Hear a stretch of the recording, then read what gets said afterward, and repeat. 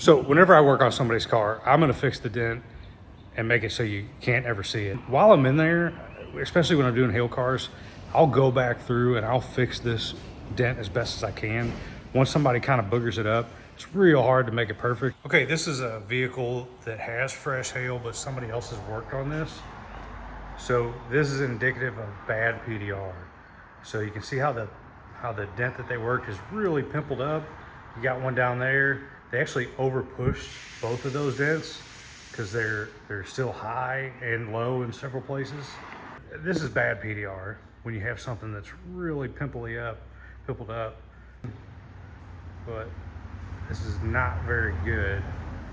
I'll have to kind of reconstruct it, sand the paint down a little bit, buff it, work it a little bit more, but I'll make it look respectable.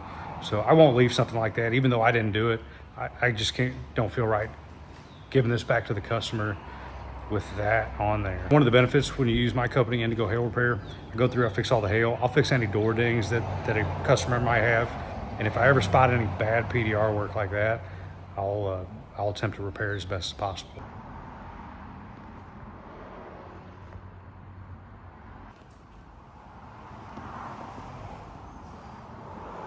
Okay, so that's the finished product on that one.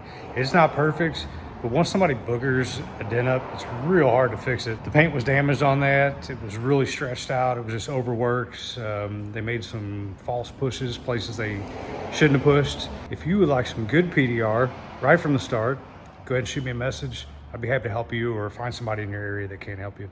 Have a great day.